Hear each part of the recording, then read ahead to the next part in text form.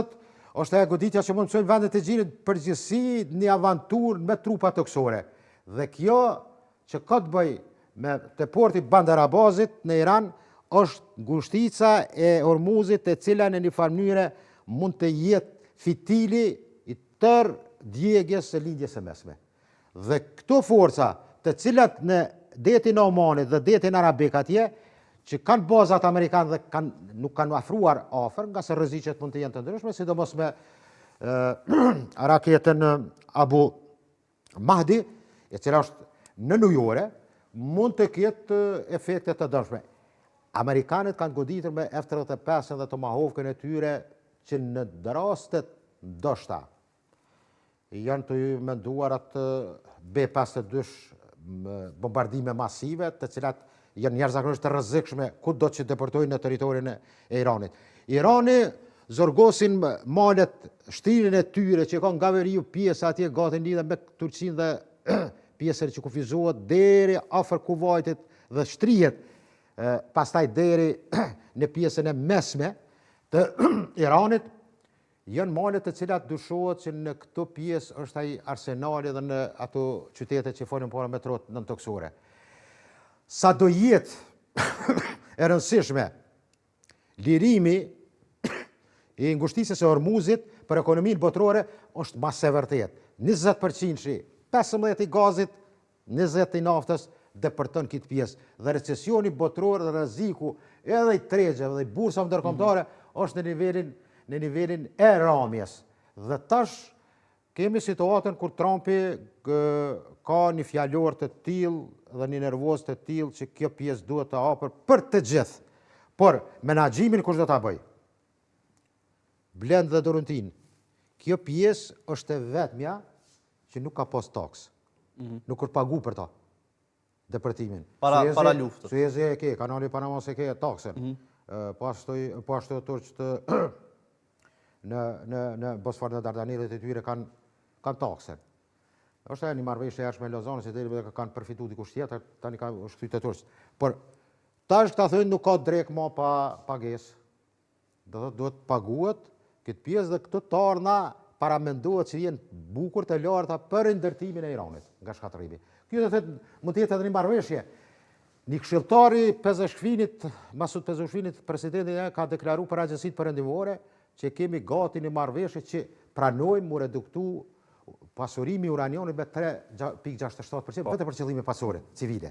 Dhe jekum dorë, garantojmë që nuk prodhojmë atom.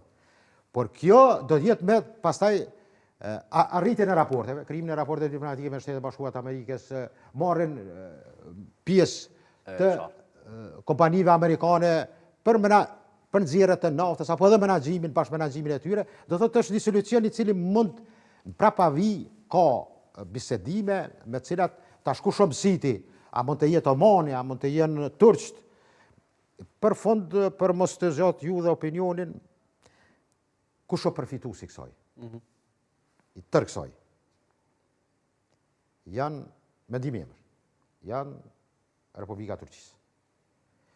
Turqisë dy kundërshtar të thënë, shtunë të Irani me siguri ka mesazhin hajde edhe religjioz, por të Izraeli është interesuar që është dëpsuar, është goditur. Dhe në tërë këtë luftë Turqia mund del, me qenë se Turqia ka filluar ushtrimet Mavi Vatanit. Mavi Vatanit o deti i kaltër që ka të bëj. Doktrina e ty, 3 prill ka ushtrime ushtarake të marines turke, janë njerëzisht ushtrime të forta. Detin me zë do ta kemi këtë, jo shumë larg. Do ta kemi një konflikt dhe një qarje me grekt për detin me zë dhe për gjithë ato idhesa me cilat kanë problematik turqë, që nga marrëveshja e Lozanës. Për çfarë periudhe po flasim? Dhe Izraeli, koncentrimin e tyre dhe bazat e tyre në Kiprën jugore, bile thotë që janë 20-30 idhesa, Izraeli është interesuar t'i blej nga grekt. Dhe ky do të jetë ai ballafaqimi që quhet mes Izraelit dhe Turqisë. Por në këtë luftë, komoditetin e tillë për të përgatitur, për të parë tërë këtë vizion, se ku dështuan amerikanët, ku dështoi Izraeli dhe ku ishte pikat e dobta të Iranit, do të jetë për Turqinë një mësim shumë i madh, por në këtë drejtim besoj që edhe për fuqitë e tjera, sepse Amerikanët kësaj radhe kanë hasur në një goditje, një kundërshtar, i cili nga kinezët dhe rusët duhet të rëkitet. Dhe kjo strategji e tillë, dhe kjo politikë e tillë për të ardhmen, e kam aspektin ushtarak, do jetë një test i mirë për vendet tjera.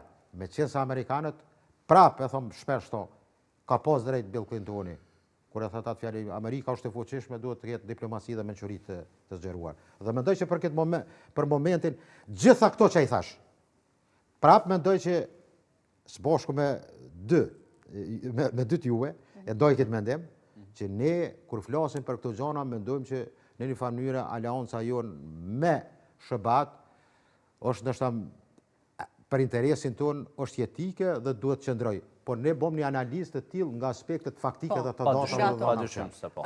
Bilali, po juftoj që